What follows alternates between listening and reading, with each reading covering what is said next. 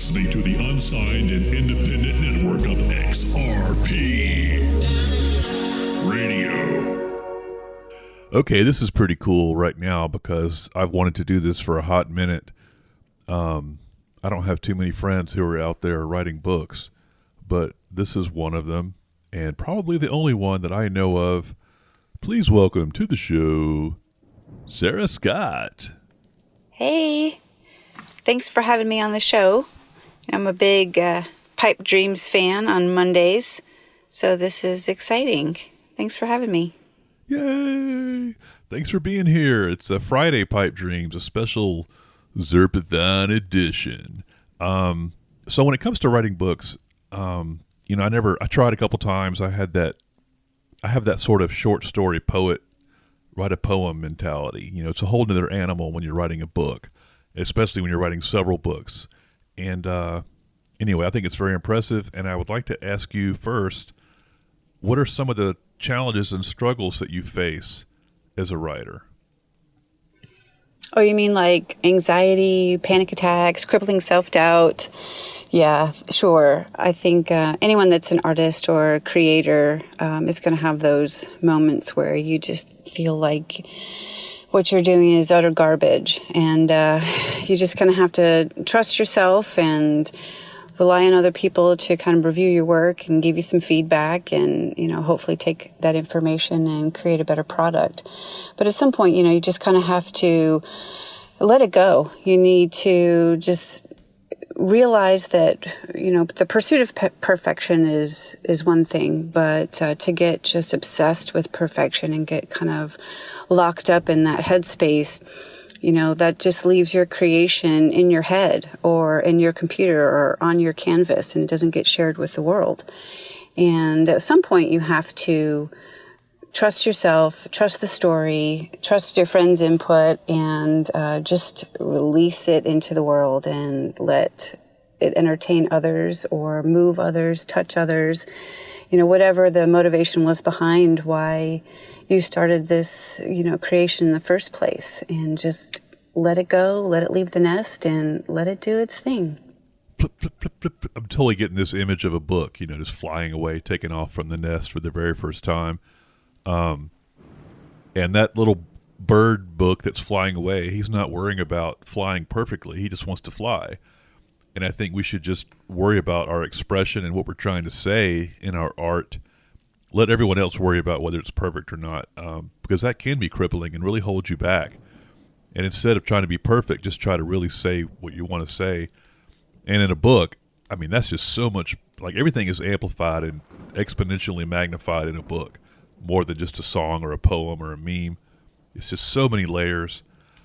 Speaking of layers, you've got the adventure series, with sci-fi themes, religious undertones.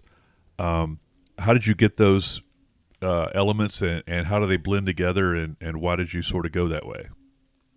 Well, I grew up in the late 70s and 80s in an evangelical home, and the church was having this love affair with the rapture story back in the 80s.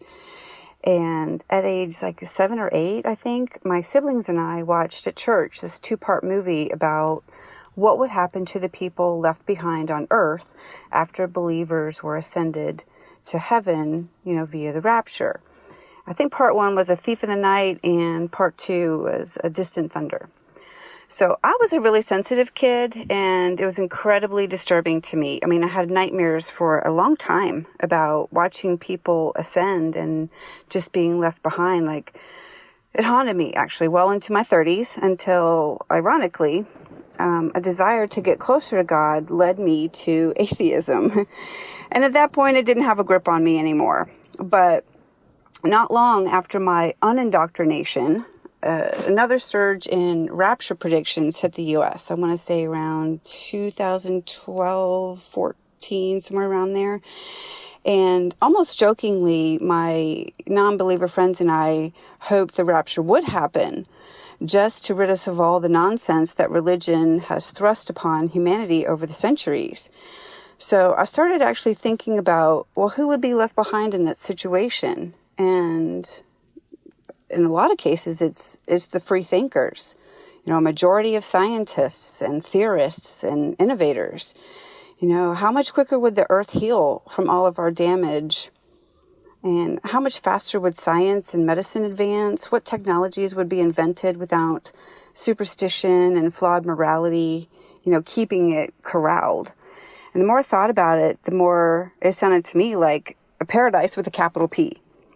So I began creating this alternate reality for those people left behind in the rapture story. A reality of hope and healing and advancement. But, with all good things, there must also be balance. So enter the Orenda, this mysterious, unseen entity that has the means to not only cull Earth's human population, but to also invoke environmental disasters, affect the human body in ways current technology can't explain. So now, not only do our survivors have to figure out how they're going to continue to survive in a world where economies have crashed, governments have toppled, supply chains have broken, and distribution has come to a hard stop, but they also have to deal with the tribulations conceived by this seemingly all-powerful, invisible force called Orenda.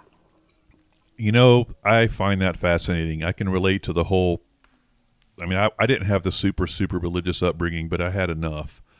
And I think some of it was intended to frighten you. But instead of being, sort of scared straight, you took it a whole nother way and you ran back into the burning building and put the fire out and used it as a motivator in a whole nother way to deal with that. And then, like you said, it had no more hold on you. Let's talk a second now about your characters and how they came out in your head. Was the story itself, did that determine which characters how they developed, or did you develop the characters first and then you put them in the story, or maybe the characters inspired by people that in real life? How does that work? There's a little bit of myself probably in all of the characters. They say, write about what you know. And, what do you know? You know yourself, you know your friends. And so you create characters pulling from, personality traits or flaws or even physical traits from yourself and your friends, your family. And the two main characters in the story are a man and a woman. They're strangers and they meet on the night of the culling. The female character is Grace Ferguson. She is a pastry chef from Texas. She's an Army brat, and she was raised to kind of be a badass, a little bit of a warrior, to survive whatever apocalypse may come, as if her dad knew what was coming and wanted to prepare her for it. And a lot of that came from, inspiration from my high school best friend. His dad kind of believed the same and used to wake up my friend in the middle of the night for just these pop drills and make him jump over things and run obstacle courses and climb trees and do all kinds of crazy stuff. And it was always unexpected because, you never know what life is going to throw at you. So he kept him on his toes. And of course, there's a little bit of me in there as well. Growing up in, the 70s and 80s, our family was very much obsessed with the military. We're into all the movies, Top Gun, Hamburger Hill, Platoon, Apocalypse Now, just any war movie, we were watching it. We were obsessed. Oh yeah, I love those. I love the war movies. I've never been in the military, but I have a lot of military friends, and I think there's a lot about that entire world that's fascinating. Without really truly understanding it, I'm very drawn to it.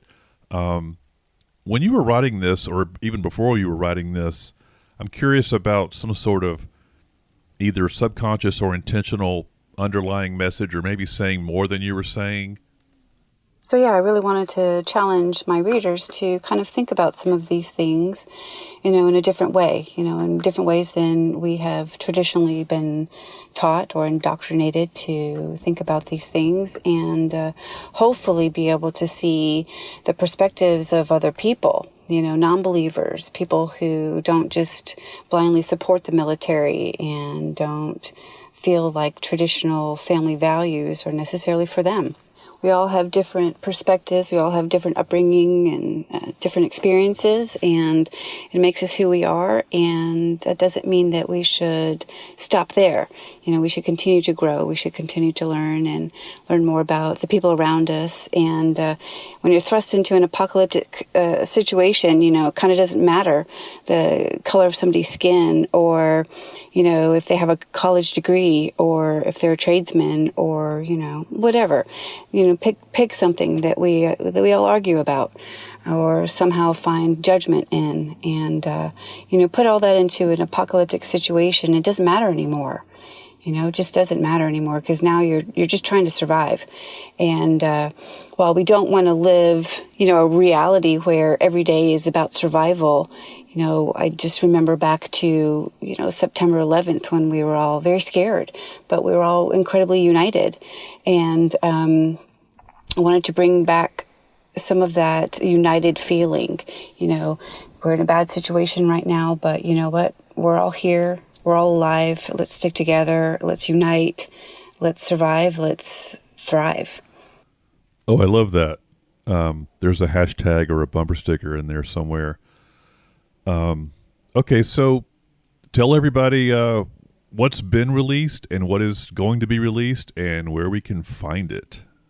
So, Book 1, Part 1 is currently available on Amazon. It is Part 1, The Culling, and Chronicle Part 2, The Proving, will be out in the spring of 2022. In all, there'll be 4 parts that will be released separately. Part 1 of Book 1 is already released. Part 2 of Book 1 will be out in the spring of 2022. And Book 2, Part 1 and 2, to be announced. Yeah. I can't wait to have a virtual shelf of the whole collection, the whole series. Thank you for being part of Zerpathon and Pipe Dreams, and being a pipe dreamer and listening on Mondays. And just appreciate your time, and I can't wait to read more. And I appreciate you. Happy Zerpathon! I'll see you in the chat box.